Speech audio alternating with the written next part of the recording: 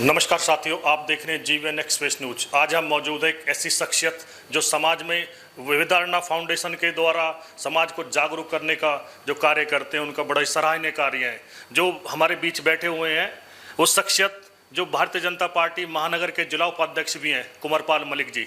मलिक जी, जैसा कि आप वेदारणा फाउंडेशन में काम करते हो, आपका अभियान चलते देश बचाओ अभियान, क्या अभियान है, क्या उद्देश्य है आपकी संस्था का? देखो, हमारा मेन उद्देश्य है कि हम जो है जनसंख्या, पर्यावरण, स्वास्थ्य और शिक्षा पर भी काम कर रहे हैं। जो बढ़ती हुई जनसंख्या हमारे लिए अभिशाप साबित होती जा रही है, बिगड़ता वातावरण हमारे लिए बहुत अभिशाप का कार्य कर रहा है। दूसरा, दिन प्रतिदिन जो हमें जो शुद्ध खाद्यान्न चाहिए वो हमें अवेलेबल नहीं हो रहा, जिससे हमारे जो है जितने भी भाई निवासी है उन सब का जो है स्वास्थ्य गिरता जा रहा है। हमारे स्टूडेंट्स का स्वास्थ्य जो होना चाहिए वो नहीं हो पा रहा है आजकल। और दूसरा जो है जनसंख्या तो बढ़ ही रही है। हमारा पर्यावरण को बचाने के लिए अगर हम आगे नहीं आए और बढ़ती हुई प्लास्टिक को हम यूज कर रहे हैं प्लास्टिक। मेरा नाम अशोक कुमार खंडेलवाल है। मैं वेदारणा में काम करता हूं और समाज को हेल्थ के बारे में बताना चाहता हूं। मेरी उम्र आज 71 साल है। अभी मेरे बाल काले हैं। लोग पूछते हैं कि कौन सी डाई लगाते हो। मैं कहता हूँ वही डाई नहीं, ईश्वर ने जो दी है वही कर इस्तेमाल करता हूँ। क्योंकि योग जो है ये बहुत बड़ी चीज़ है। हमारे यहाँ गीता के अंदर दूसरे अध्याय में क्या कहा कृष्ण भगवान ने? अर्जुन, शरीर से परे इंद्रियाँ, इंद्रियों से परे मन, मन से परे बुद्धि और उससे कहीं परे आत्मा है।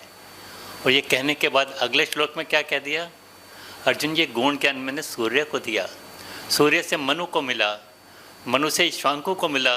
जो ज्ञान लुप्त हो गया था वो अर्जुन तुम्हें दे रहा हूँ। बड़ा वियर्ड सा लगता है कि सूर्य को पता नहीं क्या ज्ञान दिया जो अर्जुन को दे रहे हैं, लेकिन गहराई से सोचने में पता लगता है सूरज को ज्ञान दिया नॉलेज ऑफ एटॉमिक एनर्जी, जिससे आज भी सूरज चमक रहा है। और अर्जुन से कह रहे हैं अपनी आत्मा शक्ति ग्रहण कर, वो अनंत है। और हमारे पूर्वजों ने प्राप्त की है। जिन्होंने अहंकार को त्याग करके वो एनर्जी प्राप्त करी वो राम और कृष्ण बन गए।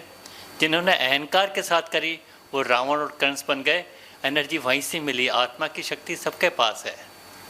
मैं आपको प्राणायाम के बारे में बताऊंगा। इसके लिए प्राणायाम की 4 स्टेज हैं। पहली स्टेज तो हम ऑक्सीजन लेते हैं, कार्बन डाइऑक्साइड छोड़ते हैं, बॉडी में प्रेशर जनरेट करता है, डाइजेस्ट के लिए काम आता है। सांस जो लेते हैं ऑक्सीजन, ये पहली स्टेज है कि हमें ज़िंदगी भर सांस लेना है और छोड़ना है। सेकंड स्टेज में ये बीमारियां दूर करता है।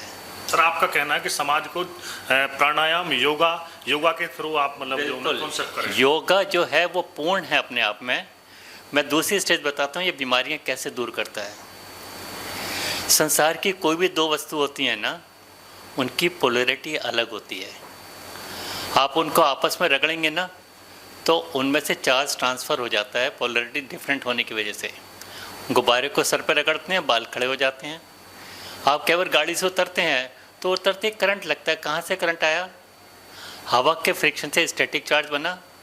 टायर होने से अर्थिंग नहीं हुआ, जैसे आप उतरे आपने गाड़ी को छुआ, आपको करंट आ गया। तो फ्रिक्शन से चार्ज पैदा होता है, ये बात क्लियर हो गई। और कोई भी मॉलिक्यूल बनाने के लिए इलेक्ट्रॉन की ज़रूरत है। बगैर इलेक्ट्रॉन के ट्रांसफ़र के एक मॉलिक्यूल भी नहीं बन सकता।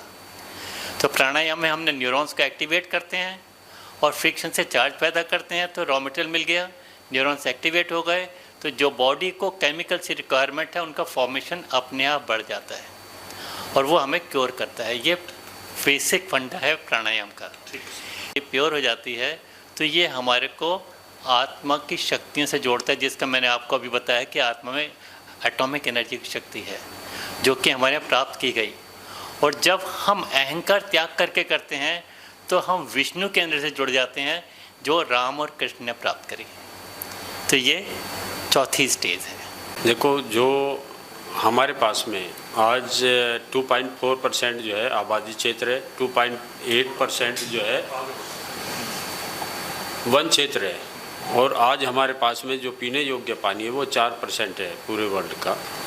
और घटते संसाधन हमें इस ओर इशारा कर रहे हैं कि अगर हम ही अभी आगे नहीं हुए तो आने वाले टाइम हमारे लिए बहुत विकट होगा, बहुत हमारे लिए बहुत खतरा पैदा करेगा। क्योंकि वाटर लेवल दिन पे दिन गिरता जा रहा, वाटर लेवल तो गिरिराज साथ में वाटर भी ख़राब होता जा रहा है और हमारा जो एटमॉस्फेयर है वो भी, उसका भी संतुलन बिगड़ रहा है। तो मैं तो यही चाहता हूँ कि हम ज़्यादा से ज़्यादा पेड़ पौधे लगाकर अपने वातावरण को बचाएं और प्लास्टिक को ना कहे।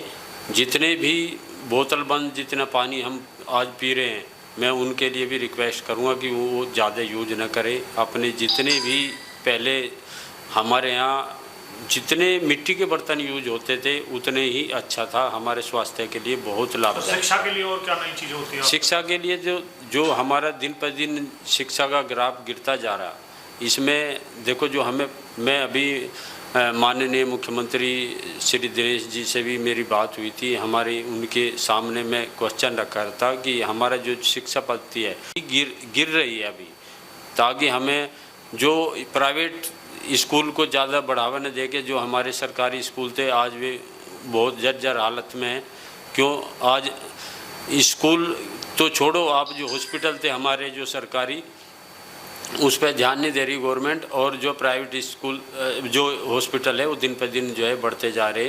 तो हमें ये चाहते हैं कि जो स्वास्थ्य दिन पर दिन इसलिए बढ़ रहे हैं कि हमारा स्वास्थ्य दिन पर दिन खराब है। बीपी, शुगर, कैंसर ये जो है अब अपना पैर पसारा है। एक सर्वे आया था कि 2035 में जो है हमारी 60 से 70% जो है लोग जो है कैंसर से ग्रसित होंगे।